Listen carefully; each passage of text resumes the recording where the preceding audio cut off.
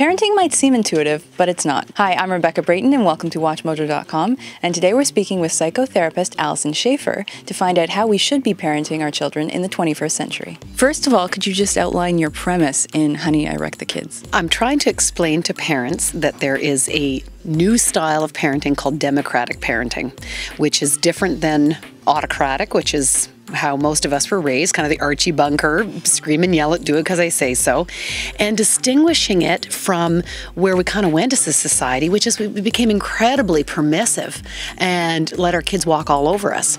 That wasn't working either. There is this third alternative, and I want to tell the world about the third alternative and how you can actually be a disciplinarian and still maintain respect for yourself and your child. And what would you say has caused this kind of evolution between parents and children? I think we've experienced an improvement in human relationships and gender relationships. I think in race relations we've seen an improvement. We've just elected the first black man into the White House, and now we're seeing that children are having their own fight about ageism, which means just because I'm small, just because I'm young, just because I'm incapable, doesn't mean that you can demean me in your parenting tactics. And so we have to learn how to be a disciplinarian where we can treat someone respectfully but still be effective. And this is where parents don't know how to do it, because mostly they just say, let me just ask nicely. And when that doesn't work, they don't know what else to do. Can you really wreck your kids? It is a humorous title, but actually it's a very feel-good book. It's really helping parents understand that we create a dysfunctional pattern and that those patterns can be changed, that it isn't permanent, irreparable damage, no. You mentioned ripple effects of having a behaviorally challenged child. What are these effects? Well, certainly there's a lot of families who the largest problem that they have is problems with the children, and then the parents begin to fight about how to parent the children, and then they don't want to go home and go to family functions because suddenly now as the grown-up, I don't want to talk to my sister because I'm embarrassed about the way my children are behaving, and she's starting to judge me. And you can watch multi-generations of a family start being all dysfunctional because of one misbehaving child. What are some traditional parenting techniques that don't work anymore? The subtitle of the book, is a whole laundry list of these things, right? Yelling, screaming, threats, bribes, timeouts, we have all these nanny shows on television now which try to say, listen, your child's out of control, so you better get back control. You better be firmer, and you better be meaner, and you better manipulate.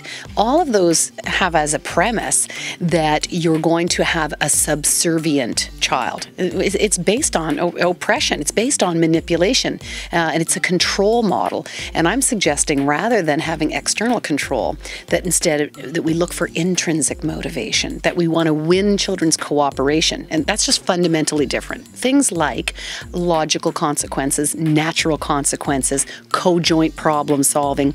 These are all things that if parents read the book or take a course, they learn. What are some of the pitfalls of teaching your child to blindly obey authority? Because there are parents who will still say, yeah, okay, Alyson, love you, but I do want that obedient child. What's wrong with that? I was spanked and I turned out okay. And that's very common. But what we find is that if you look at an obedient child, they're willing to look at an authority figure and do what the authority figure says. Now, if you're the parent and you have the child's best interest in mind, then that's all right. But what if that person is someone who doesn't have the child's best interest in mind? And what we know is that those children that have victims of sexual abuse have done so at the hands of a known adult in their life, an uncle, a caregiver.